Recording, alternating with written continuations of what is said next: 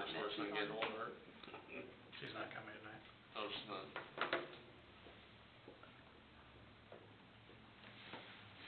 Too much excitement last night. She had a work commitment of some sort. Vegas, no, I'm kidding. Yeah. Or sail the flood.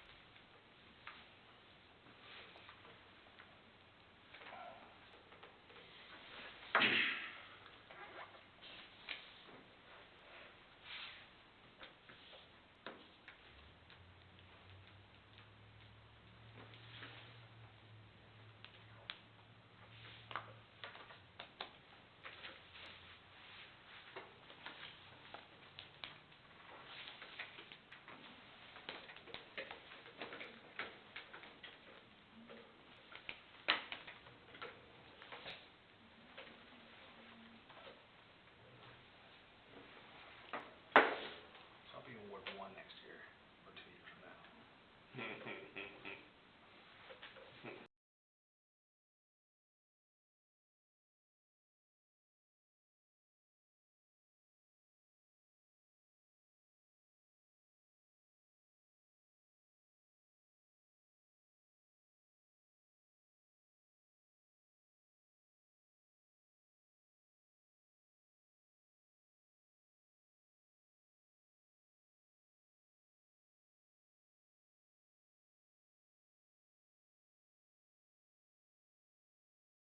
America, and which stands one nation, under God, indivisible, with liberty and justice for all. Take roll call. Alderman Vocart. Here. Alderman Bradford. Here. Alderwoman Old. Here. Alderwoman Bell is absent. Alderman Wilson. Here. And Alderman Lewis. Here. Can I get a motion for approval of October 18th, 2022 meeting minutes? I'll make that motion. Can we have a second? Second. All in favor? Aye. Can we get approval of a motion to approve the agenda for tonight, please? I'll make that motion. Can I have a second? I'll second. All in favor? Aye. Special items, none. Appointments to the boards and commissions, none. Scheduled public comments. Terry Russell, come on up. Please state your name and address. Cherry Russell, my address is 4980 Democracy Drive in Ashland. All the way from St. Columbia. No. I just moved here a year ago in August, and I moved out to the Liberty Landing neighborhood, and I didn't notice it whenever I moved in, but shortly after moving in, I noticed that the intersection of Allegiance and Liberty Landing and Liberty Lane there, it's actually a very dangerous intersection. There is a hill just to the west. I spoke with Mr. Lewis and Mr. Wilson. You are actually a member of our Facebook page. Yes. And I had posted my concerns on our Facebook page and got a tremendous response. We'd actually like to see possibly that intersection become a three-way stop, along with a stop ahead sign placed at the base of that hill so that people know that there's an intersection with a stop sign coming up. And we'd like to have the speed limit reduced from Henry Clay out to the city limits in both directions to 35 miles an hour. And recently, there was actually a car and motorcycle accident at that intersection. And I'm not sure if everyone on the board is familiar with that intersection. Yeah. If not, I'd invite you out to exit that neighborhood and understand what I'm talking about. She's talking about the first one, isn't she? Yeah. the first one. Allegiance. Yeah, the first one's Allegiance. Yeah. That blind hill. Mhm. Yes, there is that hill just to the west, and you cannot see if there's oncoming traffic. They're And usually speeding when they're coming from the west.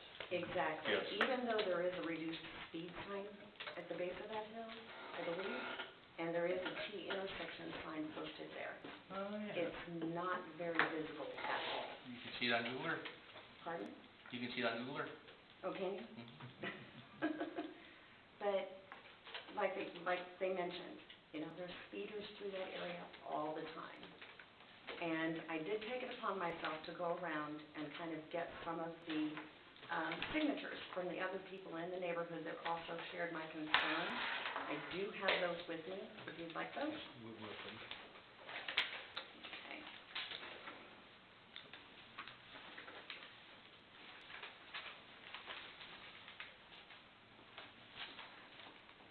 You can just leave it with Yeah, just leave it to Darla. Darla there, yeah. All right, Thank you. there you go. But, like I said, I'm new to the area, so I don't know if anyone has ever brought this concern forward before. There were a couple of gentlemen that didn't necessarily agree with the idea of placing stop signs at the intersection there. They would like to have the city do a traffic study and hire an engineer and go through all of that process. But I'm thinking at least this would be a temporary, less expensive way of handling the situation, at least for the time being. By any chance you get their names? It's on my phone, in the car. I know one of them. Know one of them. So aren't we limited as to the placement of stop signs? I mean, don't we, there are some hoops that you have to jump through, which may be engineering and studies in order to place them. So, I mean, that may be the route that needs to be taken. We've actually started that, Have you? those hoops. Okay. Well, some of the things are that we encountered, it's what you're placing the stop sign for. Right. Yes. Like you can't place a stop sign to control speeding, Right. but if it's a dangerous intersection, you can. Right. So, And we've been, the hoops you jump through is how you prove why you're doing it, that it's for the right reason, or the legal reason, not necessarily. And I will say, you know, I've been in there for 4 years, and I can just recall 2 accidents, but there's probably 200 close calls at least, and I've been involved in some of them, and with people, I'm not gonna say everybody's speeding down through there, but, you know, 45 miles an hour, popping up over a blind hill and at an intersection. I'm surprised we haven't had more accidents, to be honest with you. And now that we're introducing more traffic to the area with development, and then we're putting in a sidewalk at, or near that intersection, now we're introducing pedestrian traffic, we probably need to do something with that, I think. So historically, we've only had that portion of Liberty Lane annexed into city limits for approximately 12 to 18 months. Right. Before, when Liberty Landing was first platted and approved, that was county road, so the permitting for that intersection was through Boone County. When Liberty Landing North was annexed into town and platted, that triggered a review of the ownership of that road, and our city limit was then pushed out closer to Palace Nichols, where you'll see the different pavement surface from asphalt to chip seal. We do have plans in place for improvements to that intersection. I can't remember which plat number it is for Liberty Landing North. We went back to the developers on that and asked them to redesign that plat for the street that they wanted to then be directly across from Allegiance, so that we could then look at putting a 4-way stop intersection there, and extending the school zone from its current location closer to the school building out to that 4-way stop. And that's all harmonically, it's, you know, you have the sidewalks coming through, the Liberty Landing North developing that far out, and everything kind of meeting in the middle at that point. That was the plan, and then also to look at reducing that speed limit for the city street to 35 to that city, to the western city limits. You know, we can look at starting to make some of the improvements earlier. We've taken some of those steps, and been working with Chief Edwards to gather some traffic data the last few days. And we talked about this before, don't you all own a counter meter deal? That's what's up. Yep, it's out there now. sorry, what is it? So the traffic studies where you measure the volume, I'm the city attorney, by the way. I was asking if they own the equipment to do that sort of thing. Oh, okay. And it turns out they do, which is nice, because you don't have to hire, you hire traffic specialists to do analysis, but, is it the thing you run over, or is it camera? It's radar. Radar. The radar, yeah.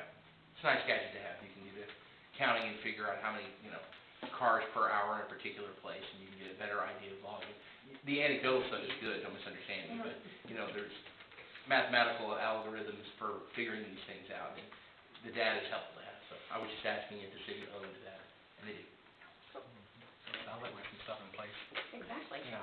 And are we gonna take in consideration traffic coming out of the subdivision and making a So- turn, or we're just focusing on Liberty? I'm actually gonna do a study in 3 different places along Liberty Lane there, and right now, it is set up just east of Allegiance Drive on the south side of Liberty Lane, so it's getting traffic that's leaving the, I'm gonna call it school zone, going onto the asphalt portion of Liberty Lane going west, and then it's gonna get stuff coming into town and what's coming out of Liberty Landing. So, and then after it runs there for 7 continuous days, I'll move it further west and get that traffic to account for vehicles that turn off before it gets to that location. Then I'll go back further east and get like the school zone section and basically compile all that stuff to get a better picture of what the volume is like and where traffic is going. The consideration for the stop sign, is it based on traffic volume, or is it based on safety? It's, so, if I remember right, and James backed me up on this, the Uniform Traffic Manual, MUTCD, dictates essentially where signs can be placed, how large they have to be, what they say, what color they are.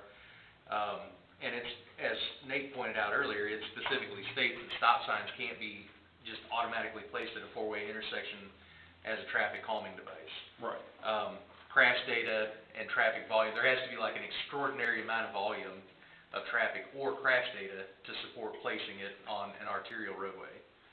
So now, coming off of Allegiance onto Liberty, that is allowable by MUTCD standards, but just automatically putting one on Liberty Lane isn't. So it has to be supported with data.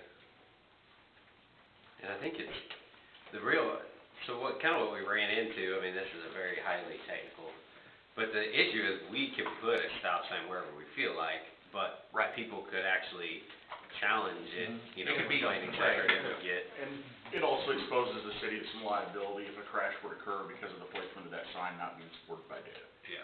Like if there's a rear end. There has to be, to be legal and defendable, thank you, there has to be a certain amount of data to support that, the posting of that sign.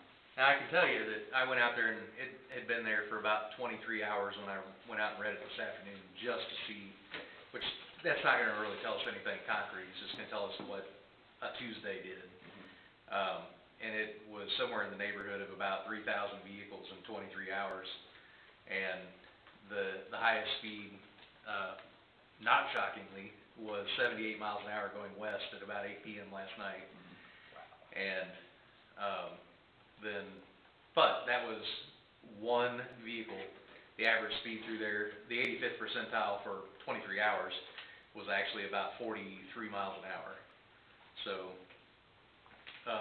under the 45, which that, and the average speed, the 50% was much lower than that actually, but again, that's one day. So, it doesn't tell us anything that we need to know other than that most everybody is going 43-ish miles an hour and, that there's 3,000 or 4,000 vehicles a day going through there. Sounds good. So where'd you move from? Olathe, Kansas. Oh.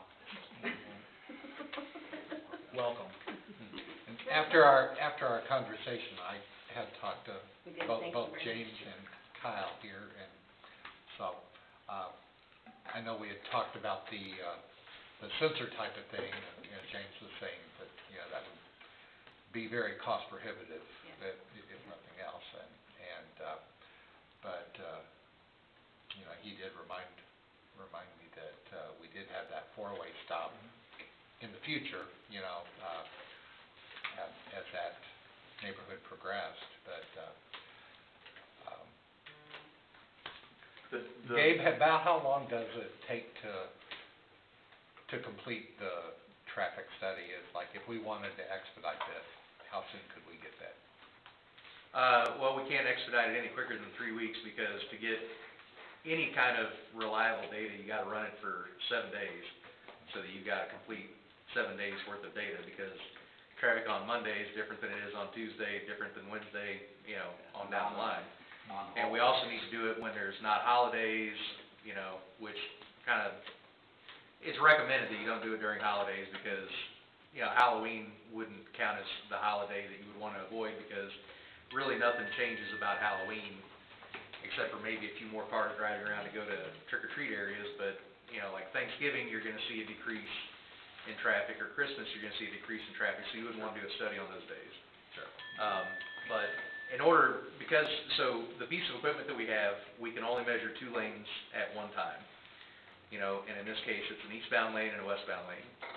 And we're only getting data for a, you know, probably, I'm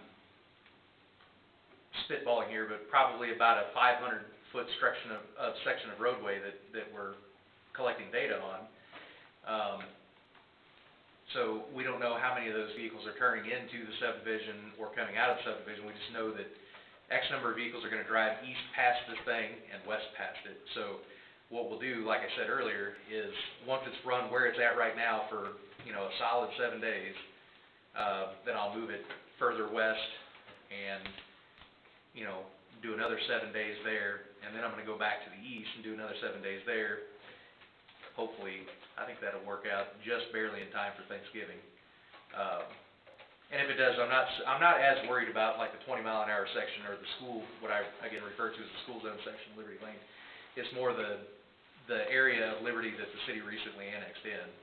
So this week and the following week are really the two important for collecting data. Okay. And this is gonna, again, tell us volume of vehicles, speed of vehicles, you know, like 50th percentile, 85th percentile, gives you a rough estimate on like vehicle length, so you can tell a little bit better if, you know, you've got like a lot of buses driving through at a certain time, or commercial motor vehicles. And then, you know, also from an enforcement standpoint, gives us an idea of when the best time to go out there and run radar is. So once you have your data collected, if you determine that stop signs are warranted at that point, do you have to apply or notify somebody, the state or anything, or do we have the authority to just do it? We have the authority to do it. It's just, again, whether or not we've collected enough data to justify that would make it defensible for the attorney to litigate any criminal cases, or, you know, traffic criminal cases that, you know, if we write tickets on it, or if, like James brought up, if there's a crash and it you know, somebody brings a civil suit against the city for putting a stop sign there, we need Todd to be able to defend the city's actions. Can you use pictorial data too as part of your package for your traffic study? I mean, a picture sitting at Allegiance looking at that blind hill should give us a lot of I would venture to guess that probably the most appropriate thing to do is gonna be to lower the speed limit, and yes, but more than likely, we will have to refer to the on-call engineer list and hire a traffic specialist to examine all of the data and make their recommendation, and that will give us something that we can hang our hat on. If they say, yes, you can reduce the speed, you can put up these signs, you can do X, Y, or Z, then we have that to fall back on. I really believe that, and without data, this is just, you know, a guess. My best guess is that until that other street is opposite of Allegiance, that we're not gonna get enough of a traffic count from the cross streets that will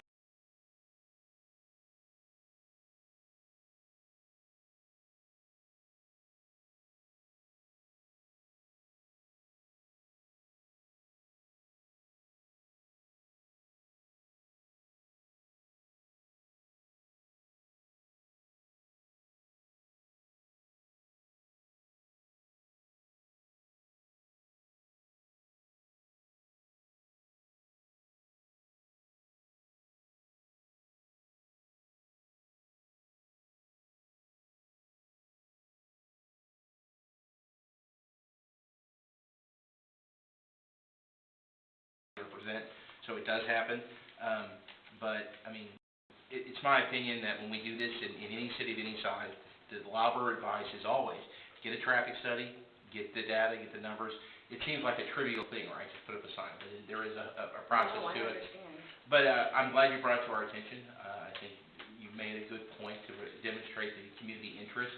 This process is expensive. You need engineers and lawyers, and it's red tape and fuss, but folks are interested in exploring the options, and we certainly are. But it's beyond my expertise to tell you that you should always do it or shouldn't always do it. That's what the experts are for. But I would advise that process and not just blindly decide yes or no, and no one here is suggesting that. So it's just part of the process, and I don't think that the liability risk is a major concern if you follow that process. I will go to court every day and happily stand tall and say, Judge, we decided to put a stop sign there because of this rational basis, or we didn't for this rational basis. We elected to, instead of a stop sign, we elected to change the traffic speed limit for this reason. As long as there's a good rational basis, we'll be all right. The bigger concern is there's a sovereign immunity exception for dangerous condition, but once again, sounds like we're thinking about having a process that'll move forward and explore the options. Great, thank you. You bet. And in our speeding ordinance, isn't it stated that there's a maximum of 35 unless posted otherwise? I'm sure you have the city speed limit. Yeah, our city speed limit is basically the model traffic code, just enumerated for Ashland code. It's put up, it's a 50-year-old statute, every town has it. It's standardized stuff, but I'm sure you have a standard default speed limit, probably 35 or something like that. I don't know, we actually are pretty well marked. Oh, we are? Yeah. If it pleases the board, I'm happy to pursue a roundabout at that intersection. I moved to put in an overpass. These two guys are terrible. I'm sorry, I had to chuckle at that because when I first moved here, I thought, what is going on? Oh, yeah. But after living here, I get it. Oh, I don't know. I lived in Washington, D.C. for a year. More roundabouts here than there. She's wild. Well, thank you very much. Thank you. Thank you, ma'am. Moving on, public hearing, none. Introductions, first reading, none. Old business, ordinance number 1417, an ordinance of City of Ashland, Missouri, amending the ward boundaries of the City of Ashland, Missouri. Staff report, please. Staff report, same as last month, last meeting is in your packet, no changes. Okay. Since we had that first reading, we're now just on to the second reading. We'll notify the county to start necessary actions, should the board approve the second reading this evening. All right. Any questions? Any concerns about your areas? Nope. Can I get a motion approving, tabling, or denying ordinance number 1417, an ordinance of the City of Ashland, Missouri, amending the ward boundaries of the City of Ashland? All right. I make a motion that we approve the ordinance with the new ward boundaries. Can I get a second? Second. Alderman Lewis?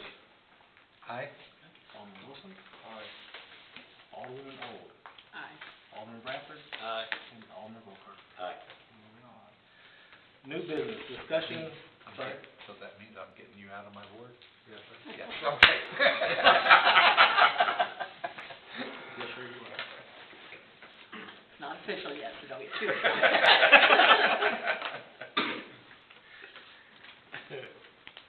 Yeah, and you give it to me. Can we do something to Pete and Gordon? We could reach that. Moving on to new business, discussion and possible action on April 2023 ballot measures. So, after the April 22 election, we had some discussion on what we wanted to do with the use tax, and the general consensus of the board was to let it sit for a year. If there is a desire to put it on the April 23 ballot, we need to start some action at this meeting and finish it up at the next meeting so we can get that to the county to be placed on the ballot. we can also use this time to discuss some of the other things that came up during our impact fee discussions with regards to other potential ballot measures that we could place before the voters, if so desired. And yeah, just kind of want to leave it up to you guys to kind of help direct staff on what we should be working on, if there's any desire to pursue anything else, if we want to put use tax on there, or if we want to let that sit a little bit longer. Just we need to know what we need to be working on. Any questions? Well, my concern with putting the use tax back on there is, if we do so, we obviously need to be educating everyone as to how it would be used and why it would be beneficial. But we also need to make sure that, like, the chamber is on board with helping promote, because, you know, as we all know, we can educate, we can't go out and advocate for it, but if it's gonna be successful, somebody has to be advocating for it. So if they're not on board with doing that, there's no use in putting it back on there at this point, so. We just talking about the use tax, or? The use tax. How about the impact fee or anything like that? Well, impact fee, we'll discuss that more at our next workshop, but Okay. if there was other ballot measures, we'd be talking, you know, quarter-cent, half-cent, 1 cent sales tax, general purpose sales tax, if that's what the board would be interested in. In terms of the chamber, I mean, they were receptive to helping with use tax in the spring to an extent. I mean, we had a few folks that were able to get some signs out for us, but again, I mean, you guys passed that ordinance last June or July, I believe, to place that on the ballot, and then largely no one talked about it until March. So, I mean, at that point, it was too late to really try and do a whole lot of educating of the public and try and get business support to help get that pushed through in '22. So, again, if we want to go after it, it's going to have to be a full push for the next handful of months to get it through. Is there any kind of limit to how often, I mean, can you just put it on every ballot till it passes kind of a thing? Often as you want to pay for it, I would assume. I would also be remiss, something that we do with all of our towns, particularly the smaller ones. We like to suggest that if you are gonna have those ballot measures that are gonna be a tough sell, you all are politicians, you know your wards. It's really helpful if you actually get out there and do some of the door knocking and politicking. I know it's not fun, nobody likes to do it, but we have a much better success rate. I mean, there is a tendency to, we can do this with marketing, with letters, with newspaper articles, whatever it is, and that's certainly part of it, and there are legal concerns that you talked about, but there is a huge difference if people go out and hit the streets and knock doors and go to events. I know it's not fun, I know it's awful, I know you're thinking about doing it again for your own seats, but the standard Lauer approach, and as I understand it, there is, statistics to back this message up. You do better if you go out and really work at getting these taxes passed, which are not popular. I know you all have had a ballot measure fail, and it's always going to be a tough sell. There are certain people, it doesn't matter what it is. You know, a tenth of a cent to save the starving children. No, I'm voting no. So I just pass that along, and if you are sincere about wanting those things and doing that, I think some soul searching would be good to consider doing that kind of work. And I don't mean to undercut that it is a personal sacrifice. It's time consuming, it's no fun. I've done it myself running for office, so I know what I'm talking about. This is not what I would want to do with my spare time, but it does make a world of difference. How far can we take it, and how far can we talk about it as far as? So in your personal capacity, going around, you have a First Amendment political speech right. You can say whatever you want. The limitations are when you use city funds, for example, if you had to put an ad in the paper or you produce a mailer or a flyer. These are the things that have to have paid for by city funds. You have that discussion, and I would check it for you about education. This is what the tax is. This is how the rate is for. This is what it's for. You can do that. You can't say vote yes. Vote for Smith. You can't have a directive about voting. But education is fine. But when you're standing on your front lawn, you're good to go. So you said as far as city paying for it, says paid for by, could an individual do that? And just like running for election, Right. Everything you have to do is pay for by Doris Slater. Right. So I could do my own and put pay for by me and. Yep. I haven't had this exact question. If you did a large scale, there's probably a limit after which you have to register with the Missouri Ethics Commission. Yeah. But let's assume you're not putting a $10,000 TV ad together. Yeah, I would think if you wanted to have your own personal thing, I would add, you're not required to, but I would ask to approve it myself, and just make it clear. The disclaimer would be paid for by Doris, you know, personal funds, whatever it is. That would be great. But we do this for lots of towns, but again, the tough sell is you can't just get it through the mail. You gotta go out and talk to people in outdoors. And the aldermen are the best people for it, particularly in smaller towns. You know the people who vote, you go to the groups, you know, whatever it is, so.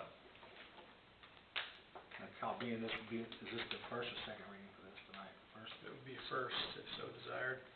You know, and it's gonna be hard to go out and educate and try and get support for it, because it's not a large chunk of change right now. It's not glamorous, it's not going to fund bright and shiny new things, unfortunately.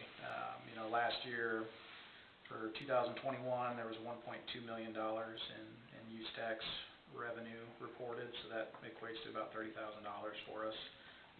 This year, the first 2 quarters reported, it's almost $30,000. So I mean, it's going up.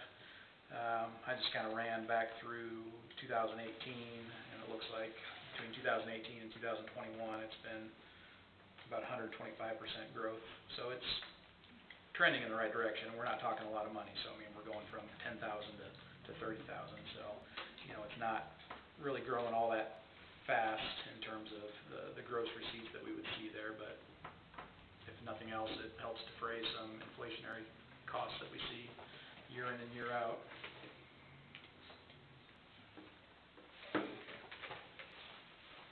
So if we were to discuss a quarter-cent sales tax, not a use tax, just quarter-cent sales tax, where, I mean, I personally think law enforcement would be a good and popular choice. It's also very needed. I think streets could potentially, you know, street repairs could be something that the voters might approve it for.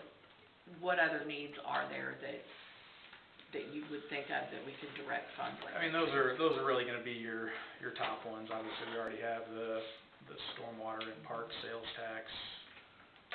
Again, you know, parks is getting gonna need some more money as they look to do their master planning and implement some things there. I don't think you'll probably get a whole lot of voter turnout in support of an additional to help trickle down to parks.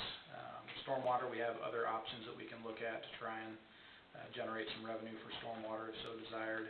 So I mean, really, you're just looking at streets and street maintenance, which we kind of talked about with impact fees, and then law enforcement. So do keep in mind, though, a quarter cent, that's not generating a whole lot of money. Right. If you were gonna put something on the ballot to try and generate some additional revenue for those purposes, I'd go at least half cent. At least give them, you know, $100K or so a year additional. I mean, if you imagine a flyer going out for the city to educate people, you know, you want to say, we're gonna raise this money to buy new police cars, right? Can't do that for $30,000. We're gonna, you know, build fix the water main over here. I mean, certainly not stuff that you can get for $30,000. So in some ways, the more dramatic, as you said, flashy stuff, we have another town that needs to repaint their water tower. That is tangible, people get it, they can understand it. I'm sure the chief could use $30,000 for something, but it's not gonna be another officer, presumably. That's what we need more than anything, is more cops. And I think a $54,000 is a good number for cops. Insurance benefits the whole wad, something like that. You guys probably pay better than the county. Then Boone? No, Cole. Oh, no, actually, their coal is paid fairly substantially now. No. So, Anyway, you can't get another guy for $30,000, I would. right. Yeah, $30,000 won't even pay their annual salary. Yeah. So,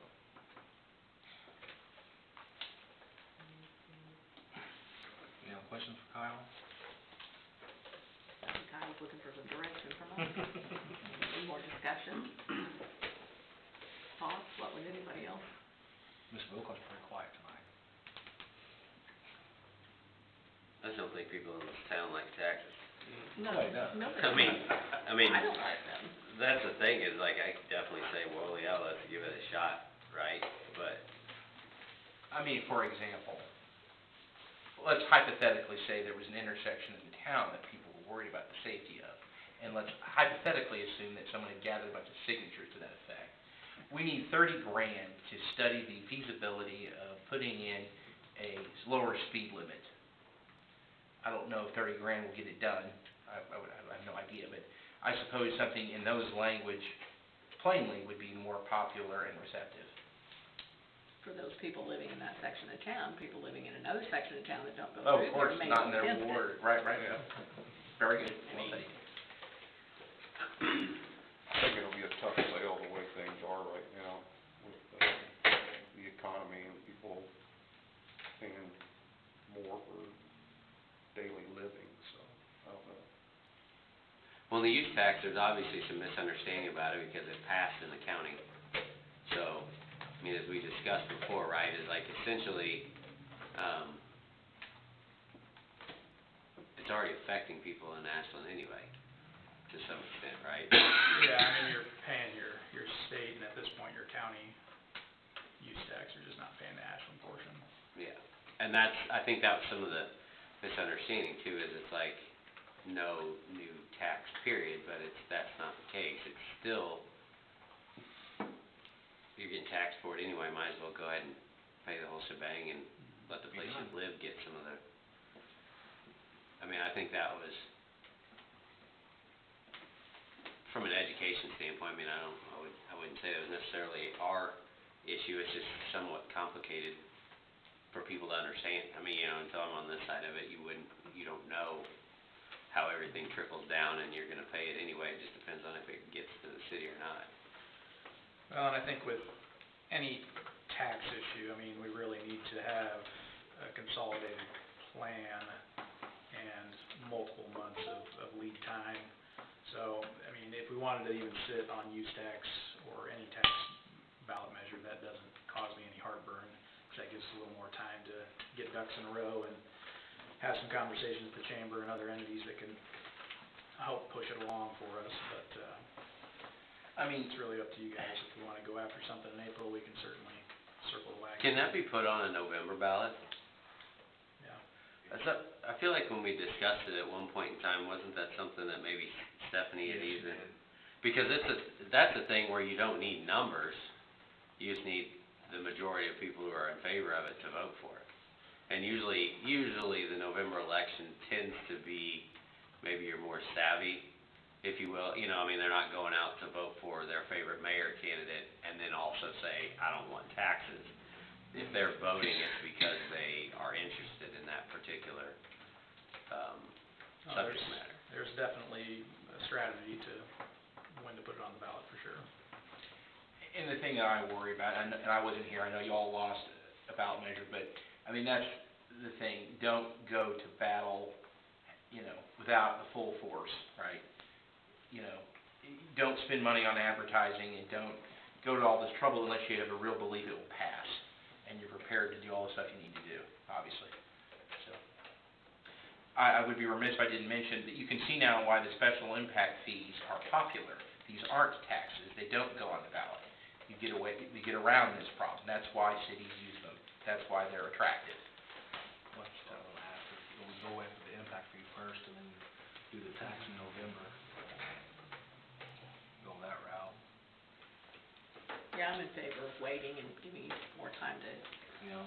get a more solid Maybe we can plan. do the impact fees first, then go back after the half a cent tax, or even. Yeah, I mean, I know Stephanie had brought up, you know, like a capital, if we had a project identified. I mean, I think we're probably within 5 years of needing to do something at Henry Clay and Liberty as that continues to build out, so that's probably one where something like that And just, becomes realistic. I should have said this earlier, this is a good example. And I don't want to rehash our hour-long workshop, but, so as an example of an impact fee, we're going to tack on a price to live in that subdivision to pay for the cost of managing that intersection. So it gets around your problem. People at the other end of town who never go over there, we are inflicting the financial pain. The burden is on the people who are creating the problem and who will benefit from the fix. And that's how you would do it. we're gonna tack on something on your property tax just for these folks to fund it, so. Yeah. That's why I asked about, I think I'm in favor also of waiting and potentially looking at it in November. Because I don't want to get the voter fatigue. That's why I asked about a number of times you can, because after a couple times when they vote against it, like, it doesn't matter what you say or educate, they're just gonna be tired of seeing it, and it's gonna get a no. Can we put both on November? The half cent and use tax? You can put as many ballot measures out there as Can. so desire. You think you can get, turnout for them? And support with that turnout. You may get a lot of turnout, it's just not necessarily going to be supportive. I think that would be a negative. So we need to, Discussion this time, no action on it. alright, we'll go on to reports. Mayor report, Halloween was great last night, the opportunity had a great turnout. The kids through the Ward 3 area, walked through, had a great time, had a great after, everybody was fun. Met with ABC this morning, Kyle and I did, had a lot of great ideas, looking at doing a flag program. So the local businesses can purchase the flag, and on game days, they can put them out in front of their business and support the high school, stuff like that, so. And then, Christmas parade is December 2nd, and then we have a Thanksgiving dinner for the veterans at the Optimist on Thanksgiving Day. So if anybody wanna come out to the Thanksgiving dinner, and Is that for veterans to attend, or? No, ma'am, that's for everybody. Okay. And, it's free for everybody, and, the proceeds will go to, the veterans at, Welcome Home, When's this? Thanksgiving Day. Well, Thanksgiving Day. Yeah. Yeah, I should know that. And it's a free meal, so. Can't raise much money if nobody's giving money. It's for donation. Donation. And that is all my report, thank you. City Commissioner? Just a couple events. YMCA is doing a cleanup on the 12th at 9 a.m., and then the park cleanup is on the 5th at 8 a.m. And that is all I have for report.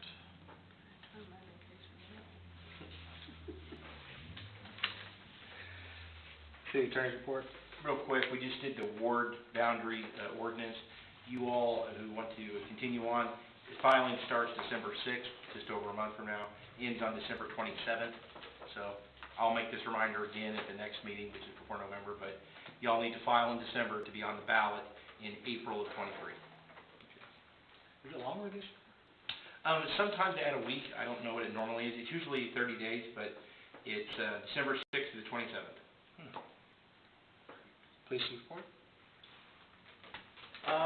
So, when I wrote my report the other day, I didn't really have a lot to talk about other than just a slight adjustment in personnel, which we're lighter one employee now. On that note, as we're sitting here kind of discussing taxes and stuff, just something that has happened since then, we had a couple of guys, two guys that were sick in the same day, and I ended up working patrol. And the reason I bring that up is to, I guess, kind of illustrate the need for more police personnel. Whenever I mentioned earlier to Todd, our biggest need isn't cars, I mean, there are equipment needs, but our standard, budget that we have now does a pretty okay job of covering that.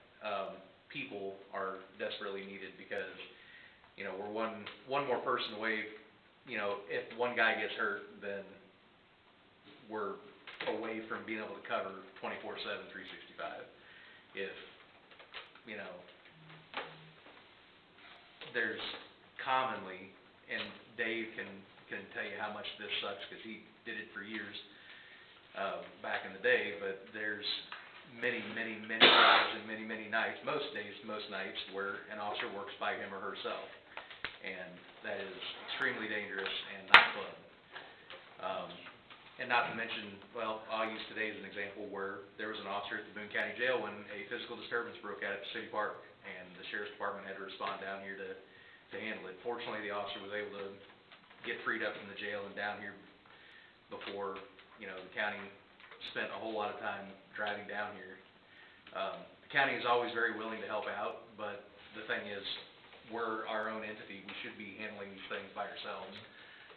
And, not to mention, the county is shorthanded themselves, and commonly busy in northern Boone County, and their drive time here is anywhere from, you know, 15 to 25, 30 minutes sometimes. So, it's just, I didn't come here prepared with a bunch of numbers in front of me and a whole bunch of examples, but, we could sit here and talk about examples why we need to increase staffing numbers at the police department desperately. And not that we have a huge problem, most of our crime in Ashland is property crime, fortunately, but, even still, a lot of those crimes of opportunity are because criminals take the time to figure out where we're at before they go commit crimes on the other side of town. So, just food for thought as we move forward in these discussions about, whether or not we want to seek out some sort of sales tax or use tax. And I say this all the time, I'll say it again. Every single jurisdiction that I represent or are involved with has shorthanded on police, city, county, doesn't matter. Everybody's looking for guys. You can't get folks. The folks that are available are not the kind of quality that you would normally historically get. So it's not that Ashland's doing something wrong. Everybody's got it wrong. Well, our historically, finding help has been easy, and finding qualified help we've been fortunate in finding good qualified people. And my fear, even though we're one person short right now, even full staff, we're shorthanded. But, so I want to draw a distinction between full staffed, you know, fully staffed and adequately staffed. And, you know, we've been pretty fortunate to be able to attract good quality people. I don't want to burn out the good people that we have and have them leave and us have to go back to, you know, hiring folks that are fresh out of the academy that aren't as quality as, you know, the other people, because that reduces the level and quality of service that we provide. You know, it makes us lose a lot of momentum that we've gained over the last couple of years, so. Can I ask what was going on in the park? What happened? I don't know. As I was getting ready to leave to come here, I got a phone call from the officer who was in the jail that was like, hey, there's disturbance in the park, and I'm like, I'm not in uniform, and I'm headed to a board meeting. There's, you know, Okay. so.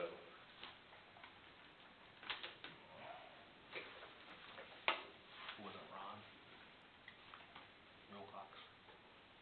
No, I'm betting on Taylor. We'll move on to Board of Alderman report. Alderman Vocart, No report. Alderman Bradford.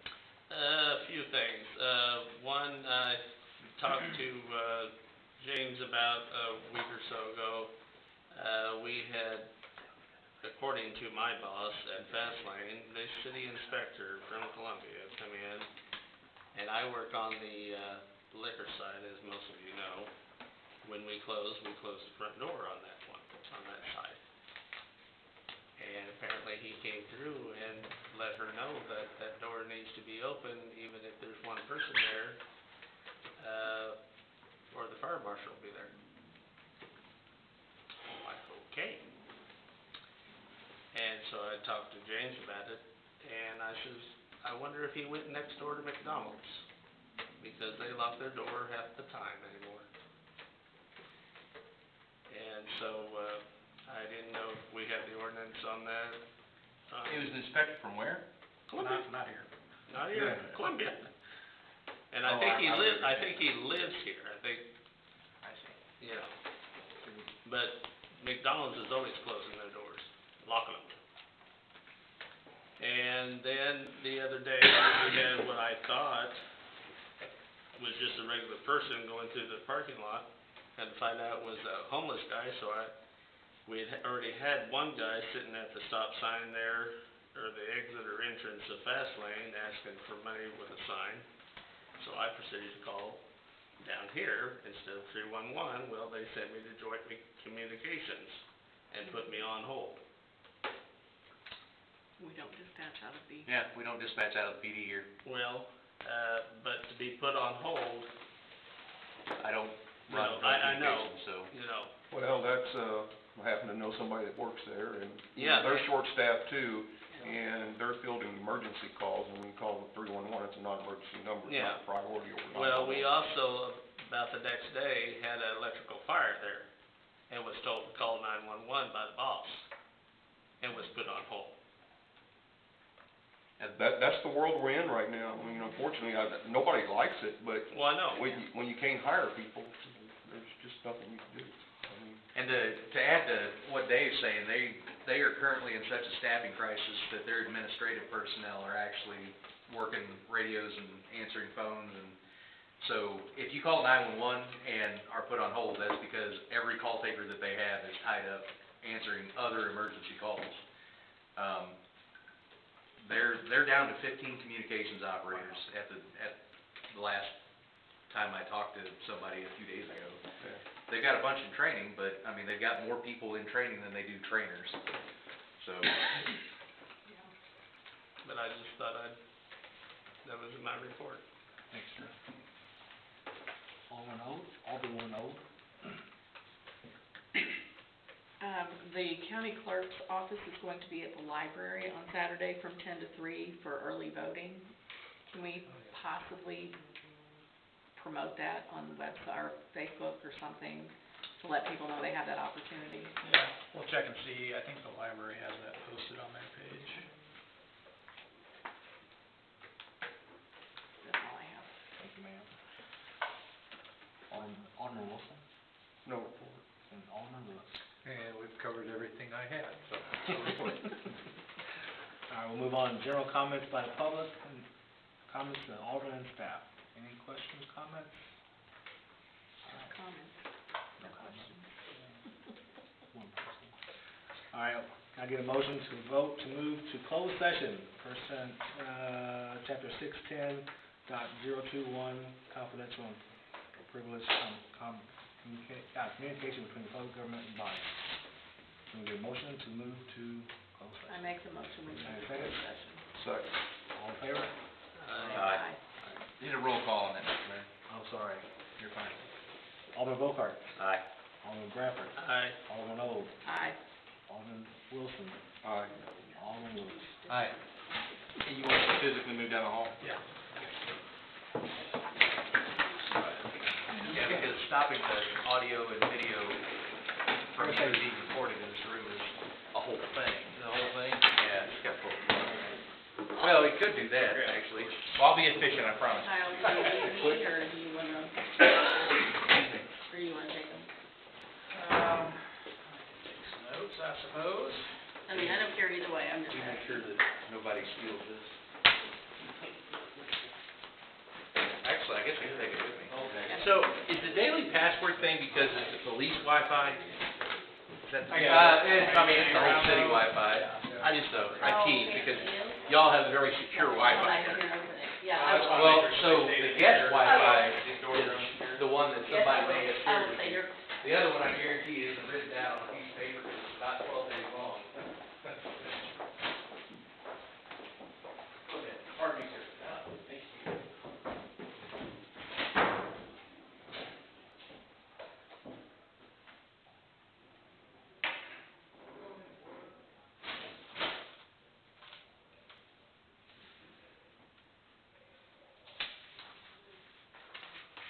All right, do you want me to stick around for this over? All right, see you tomorrow.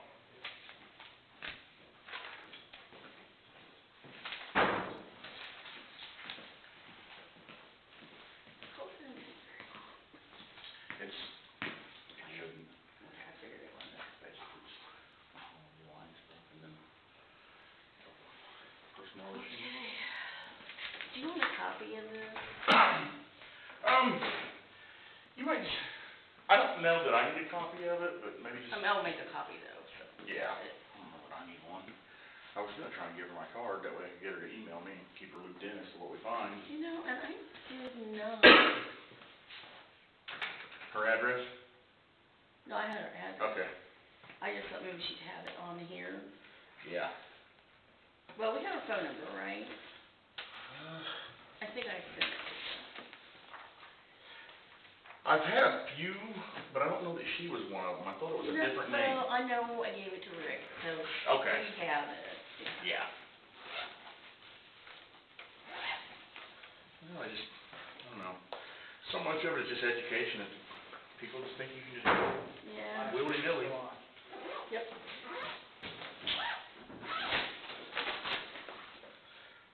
Todd mentioned, Is that the machine still on, oh, recording?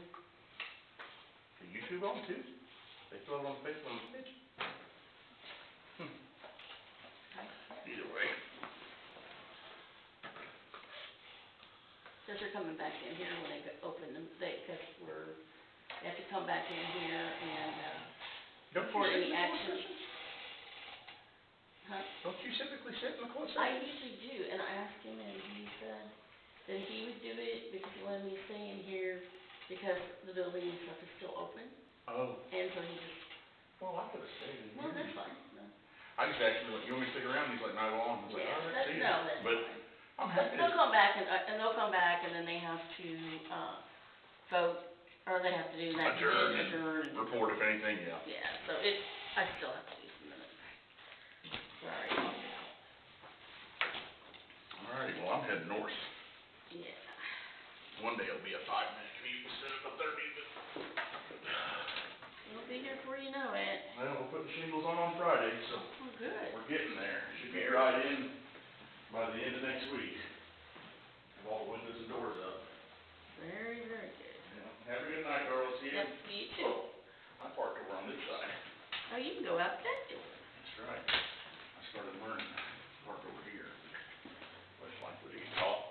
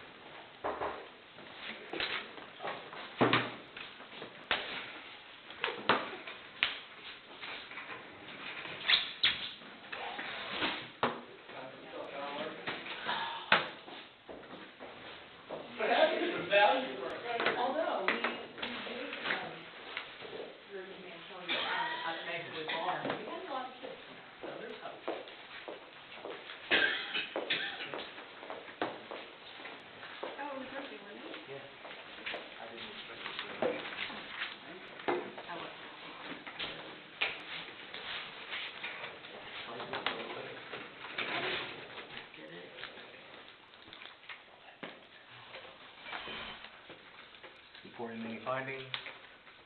None? Can I get a motion to adjourn? I'll make that motion. And a second?